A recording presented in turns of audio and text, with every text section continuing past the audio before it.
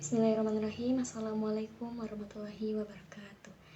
Alhamdulillahirrabbilalamin. Wabihi nasta'in wala umuri dunia waddin. Wassalatu wassalamu ala asyrafil anbiya wal mursalin wa ala alihi wa sahbihi ajmain amma ba'd. Perkenalkan, nama saya Hafsah Nur Hamidah dari Prodi Ilmu Al-Quran dan Tafsir. Ingin memenuhi tugas ujian tengah semester pada mata kuliah Ilmu Ma'ani dengan dosen pengampu yaitu Ustadzah Nurlailah Sa'dillah STHI MPD. Bismillah, langsung saja pada pembahasannya. Jadi sebelumnya saya akan membahas sedikit ya tentang ilmu ma'ani terlebih dahulu. Jadi ilmu ma'ani yaitu ilmu ya'rafu bihi ahwalul lafdil arabi allati biha yutabiku muqtasidul hal. Jadi kajian ilmu ma'ani ini memiliki fokus utama ya, yaitu berkaitan dengan lafaz dalam struktur kata gitu. Struktur kata yang sesuai dengan konteksnya, dengan situasi apapun, kondisi apapun, ataupun siapa yang menjadi lawan bicaranya gitu. Jadi disesuaikan susunan katanya. Jadi ilmu ma'ani ini tergolong ya, termaksud dalam ilmu balaghah, yang dimana ilmu balaghah ini memiliki kedudukan yang tinggi gitu dalam tafsir Al-Quran. Dan juga untuk para calon-calon mufasir, ilmu balaghah ini sangat penting ya untuk dikuasai, karena ini merupakan salah satu syarat gitu untuk menjadi calon mufasir. Dan dengan ilmu ini juga kita dapat mengetahui ya kemujizatan Al-Quran yang berada pada lafaz-lafaznya dan ayat-ayatnya. Kemudian kita masuk kepada ijaz. Ada perbedaan ya antara i'jaz dan ijaz. Nah, kalau ijaz itu ialah al-bayanu anil makna bi aqali ma yumkinu min alfaz walaha al-ma'ani was. Ijaz adalah mengungkap lafaz yang sedikit atau ringkas tetapi memiliki makna yang luas. Jadi ijaz ini ialah kepadatan makna ya. Jadi penyampaian makna yang luas, namun lafaznya itu singkat atau ringkas gitu. Jadi penyampaian makna yang luas namun lafaznya itu singkat dan ringkas. Nah, sedangkan i'jaz itu ialah ketidakmampuan manusia untuk menandingi Al-Quran dari segi bahasanya ataupun isinya, hukumnya, dan juga susunannya. Dan i'jaz ini memiliki beberapa aspek ya. Jadi yaitu aspek pertama itu susunannya yang menakjubkan, kemudian uslubnya yang asing gitu ya, metode susunannya atau pemotongan kalimatnya itu berbeda gitu dari biasanya yang dilakukan oleh masyarakat Arab. Dan juga isinya itu mencakup hal-hal gaib yang sudah terjadi maupun yang belum terjadi, dan juga berita tentang umat terdahulu gitu ya, dan syariat yang telah berlaku gitu, yang hanya bisa diketahui oleh orang-orang Yahudi. Kemudian ijaz itu dibagi menjadi dua, yaitu ijaz qasar dan ijaz hadf. Yang pertama kita akan membahas ijaz qasar. Jadi ijaz qasar ini ialah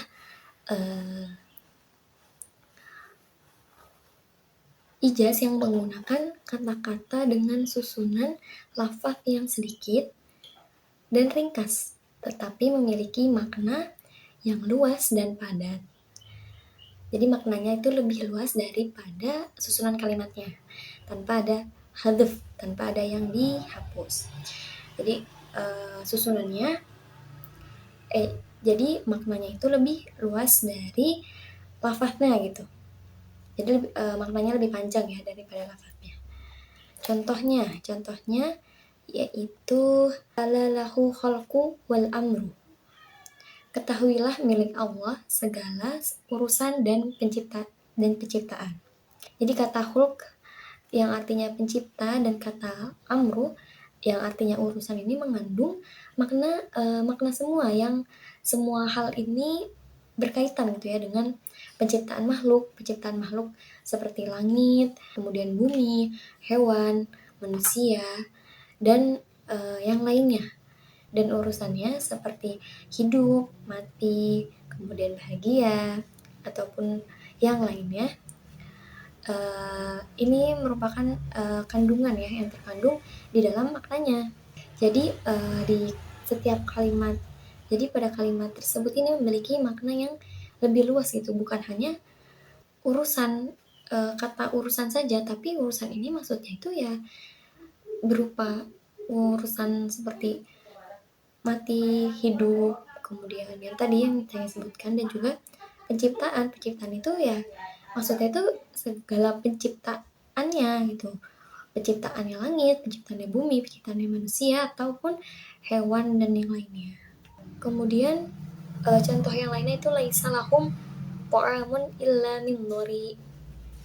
Jadi yang artinya itu mereka tiada memperoleh makanan selain dari pohon yang berduri.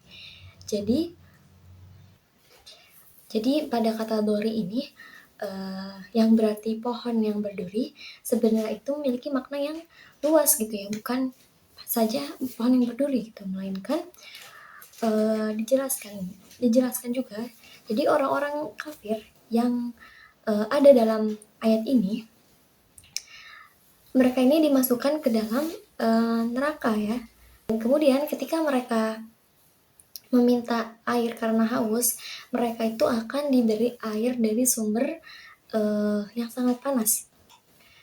Dan juga bila mereka meminta makanan karena lapar, dan mereka akan diberi makanan yang busuk, bahkan darah dan nanah. Jadi makna dori di sini tuh luas. Kemudian selanjutnya yaitu ijaz hadaf. Jadi ijaz hadaf itu adalah meringkas pengungkapan kata-kata ijaz dengan tidak menyebutkan suatu lafaz atau kalimat. Jadi dalam ijaz hadaf ada lafaz atau kalimat yang tidak disebutkan atau digugurkan ataupun dihapus gitu. Jadi contohnya was'alil qaryatal lati kana fiha. Bertanyalah kepada desa yang kami diami. Jadi pada contoh lafaz ini seharusnya tuh ada kata ahlu gitu, yang asalnya dari was ala ahlul qaryah gitu, yang aslinya tuh ada ahlunya, karena seseorang itu tidak mungkin ya bertanya kepada desa gitu, tetapi seseorang itu akan bertanya kepada penduduk desanya atau orang-orang yang berada di dalamnya. Dan kemudian contoh yang lainnya yaitu kadzalikal adzabu wala adzabul akhirah akbar law kanu ya'lamun. Jadi artinya seperti itulah azab, sungguh azab akhirat itu lebih besar sekiranya mereka mengetahuinya. Jadi pada kalimat kadzalikal adzabu wala adzabul akhirah, jadi aslinya itu ada kadzalikal adzabud dunya wal adzabul akhirah akbar. Jadi kalimat yang pertama, azab yang pertama itu sebenarnya ada kalimat ad-dunya, jadi adzabud dunya wa adzabul akhirah gitu. Namun di sini dihapuskan gitu. Jadi langsung kadzalikal adzabu wal adzabul akhirah. Kemudian pembahasan selanjutnya yaitu tentang itnab. Jadi itnab ini adalah ungkapan yang sangat panjang ya, dari makna yang sangat pendek karena adanya tujuan seperti menguatkan dan mengokohkan makna, menetapkannya, serta memperjelas pengertiannya. Jadi kalau ijaz yang tadi itu dia maknanya luas namun lafaznya pendek. Kalau itnab ini sebaliknya, dia maknanya pendek namun lafaznya panjang. Itnab itu memiliki beberapa macam ya, kurang lebih ada 9 macam. Jadi yang pertama yang saya akan bahas yaitu macam itnab yang pertama, al-idah Al-idah ba'dal ibham, yaitu menjelaskan kesamaran untuk menetapkan makna di hati pendengar dengan cara menyebutkan dua kali atau satu kali secara samar dan global, dan yang lain secara terperinci dan terdapat penjelasannya. Contohnya itu pada Quran surat Asy-Syu'ara ayat 132 dan 133. Wattaqul ladzi amadakum bima ta'lamun amadakum bi an'ami wa banin.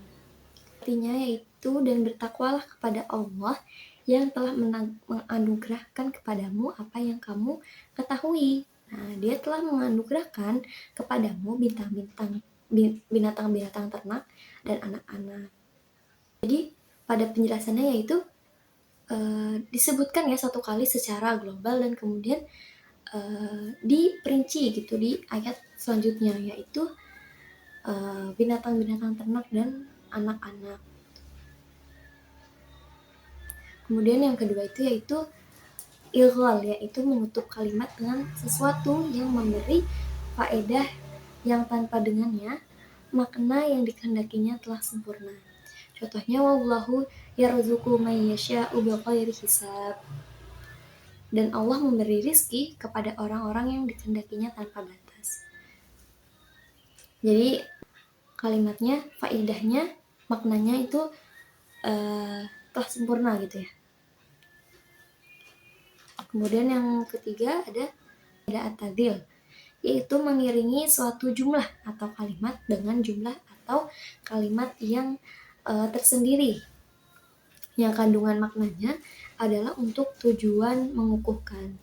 Contohnya waqul ja'al haqqu wa zahaqal batil innal batila kana zahuqa. Yang menjadi contoh innal batil yang berfungsi sebagai penekanan bagi kalimat sebelumnya, yakni ja'al haq. Jadi di situ ada kalimat lain yang mengukuhkan gitu ya, mengukuhkan kalimat yang lainnya. Kemudian yang keempat ada tikrar, yaitu mengulang, yaitu menyebutkan lafaz kedua kali atau lebih karena beberapa tujuan. Yang paling banyak bertujuan untuk menguatkan atau mengukuhkan. Jadi contohnya kala saufa ta'lamun, tsumma kala saufa ta'lamun. Jadi di sana terdapat pengulangan kata saufa ta'lamun gitu ya. Yang tujuannya itu untuk penekanan ataupun pengukuhan. Jadi selanjutnya yaitu al-i'tirad, yaitu menghadirkan di tengah-tengah kalimat atau antara dua kalimat yang bersambung maknanya atau suatu kalimat yang menghalangi satu kalimat lain yang lebih tidak mempunyai kedudukan i'rabnya. Jadi contohnya seperti wa yaj'aluna lillahil banati subhanahu walahum ma yashtahun. Jadi yang menjadi contoh pada ayat ini yaitu kata subhanah. Di sini hanya sebagai selingan gitu ya dalam ayat tersebut, karena ayat ini karena kalimat tersebut tidak memiliki mahal i'rab. Jadi faidah dari penyebutan kata tersebut ini adalah untuk menyucikan gitu ya, mensucikan Allah. Kemudian yaitu al-ihtiras, yaitu disebut dengan at-takmil, yaitu mengganti kalimat yang menimbulkan dugaan yang berlainan dengan maksud sesuatu yang bisa menghindarkan dugaan tersebut. Jadi contohnya fasaufa ya'tillahu biqaumin yuhibbuhum wa yuhibbunahu adillatin 'alal mu'minina a'iddatin 'alal kafirin. Yang menjadi contoh pada ayat ini yaitu contoh katanya a'idatin 'alal kafirin. Jadi kata tersebut itu menjadi pecahan kekeliruan dari adzalati 'alal mu'minin gitu. Jadi jika hanya disebutkan adzalatinnya saja akan menimbulkan makna yang menghina terhadap orang mukmin gitu. Oleh karena itu ditambahkan kata izzatin gitu ya, sehingga maknanya itu menjadi rendah diri, bukan menghina. Kemudian yaitu at-tamim, yaitu menambahkan satu kata atau lebih gitu, untuk mewujudkan keindahan dalam makna yang sekiranya kalau kata tersebut dibuang maka makna kalimatnya menjadi rendah nilainya. Contohnya hafidu ala sholawati wa sholawatil wusta. Jadi kata kalimat sholawatil wusta sebenarnya telah mencakup gitu ya dalam lafaz sholawat yang berbentuk berbentuk jamak dari sholah. Dijelaskan dengan as-sholawatil bermaksud agar lebih diperhatikan. Sebab waktu asyarat itu adalah waktu untuk melepaskan lelah. Akan tetapi walaupun dalam